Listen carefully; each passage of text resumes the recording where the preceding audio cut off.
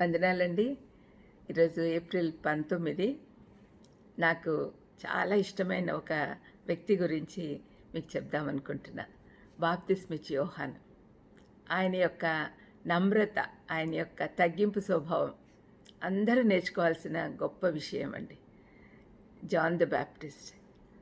లూకా 3:16లో ఆయన అంటున్నాడు, నాకంటే శక్తిమంతుడొకడు వచ్చుచున్నాడు, ఆయన చెప్పుల వారును విప్పుటకు నేను పాత్రుడని కాను.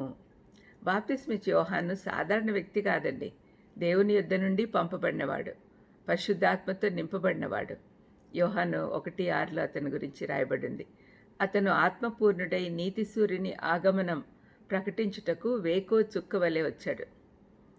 యెషయా, మలాకీ ప్రవక్తలు అతని జననం గురించి ప్రవచనాత్మకంగా చెప్పారు.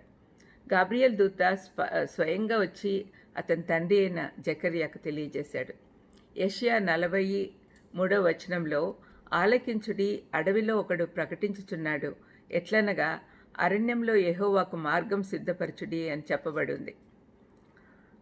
స్త్రీలు కనిన వారిలో బాప్తిస్మిచ్చి యోహాను కంటే గొప్పవాడు పుట్టలేదని నిశ్చయంగా మీతో చెబుతున్నాను. ఇది ఎవరన్నారో తెలుసా? యేసుప్రభు. ఆయన ద్వారా మెప్పు పొందిన గొప్ప సేవకుడు ఈయన. ఆయన గురించి సాక్ష్యం ఇస్తూ ఉన్నాడు. ఇన్ని ఆధిక్యతలు కలిగి ఉన్న యోహాను అతిశయించాల్సింది పోయి తను తగ్గించుకొని నమ్రత కలిగి ఉన్నాడు. ఇదండి, ఎప్పుడైతే మనము ఎక్కువగా ఆశీర్వదించబడతామో అంతగా మనకు తగ్గింపు స్వభావం కలిగి ఉండాలి. యోహాను అభిషేక్తునిగా ప్రత్యేక వ్యక్తిగా ఉన్నా కూడా తనకి ఈ లోకంలో గుర్తింపు కావాలని కానీ గొప్ప పేరు సంపాదించుకోవాలని కానీ ఆశించలేదు. పైపెచ్చు తనకంటే ఎంతో గొప్పవాడైన తన ప్రభువును వెంబడించమని తన శిష్యులకు బోధించాడు, ప్రోత్సహించాడు. ఆయన హెచ్చవలసి ఉన్నది, నేను తగ్గవలసి ఉన్నది అనే సత్యం ప్రకటించుటకు సంతోషించడమే కాక ఆ గొప్పవాని చెప్పులు వారు విప్పుటకు కూడా తనకి యోగ్యత లేదని చెప్తూ ఉన్నాడు. దేవుని కుమారుడైన యేసుక్రీస్తు ప్రభువు వివరించిన అసఖ్యమైన విధంగా అత్యున్నతుడు కాబట్టి ఒక హీనమైన బానిస చేసే పని చేయడం కూడా తన గౌరవమని తలుస్తూ ఉన్నాడు.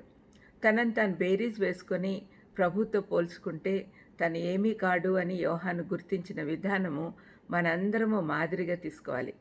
ప్రస్తుత కాలంలో దేవుని సేవకులు దేవుని మహిమపరచుటకు బదులు తమను తాము మహిమపరుచుకుంటున్నారు. మనము ఇదే చూస్తున్నాం సంఘాలలో. యోహాన్ లాంటి వారు మనకు కావాలి. దిగులు పడాల్సిన విషయం ఏమంటే అటువంటి వారు కాగడా పెట్టి వెతికినా కూడా దొరకని పరిస్థితి ప్రస్తుతం ఉన్నది. యోహాన్ తను కేవలం ఒక స్వరం మాత్రమే అని చెప్పాడు. తనకంటూ ఈ లోకాన్ని ఏదీ లేదు. ఇప్పటి సేవకులు మొదట తమ కొరకు తామొక స్వంత రాజ్యాన్ని తయారు చేసుకుంటున్నారు. సువార్త పని దేవుని చిత్త ప్రకారం జరగాలి అంటే విశ్వాసులమంతా బాప్తిస్మిచ్చి యోహాన్ లాగా ఉండాలి. అది కేవలం మనంతట మనము కాకుండా మనం అందరి కోసం ప్రార్థన చేస్తూ మాదిరిగా ఈ లోకంలో ఉంటే తప్పనిసరిగా మనం కూడా బాప్తిస్మిచ్చి యోహాను లాగా అంత గొప్ప మెప్పు పొందకపోయినా దేవుడు భలా నమ్మకమైన మంచి దాసులారా అంటాడు. ఆ విధంగా అనిపించుకోవడానికైనా మనం తగ్గింపు స్వభావం కలిగి ఉండాలని ప్రభువు నామంన మిమ్మల్ని అందరినీ కోరుతున్నాను. చిన్న ప్రార్థన చేసుకుందాం.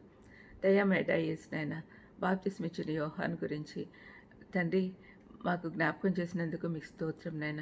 కేవలం జ్ఞాపకం చేసుకోవడమే కాకుండా అతన్ని మాదిరిగా తీసుకొని మేమందరం విశ్వాసులం అందరం కూడా అతనిలాగా తగ్గింపు స్వభావం కలిగి ఉండేటట్టు చేయమని, మీరు మమ్మల్ని ఆశీర్వదించే కొద్దీ మేము ఇంకా తగ్గింపు స్వభావం కలిగి ఉండేటట్టు చేయమని యేసుక్రీస్తు నామమున వేడుకొంచున్నాను తండ్రి. Amen. Amen. God bless you.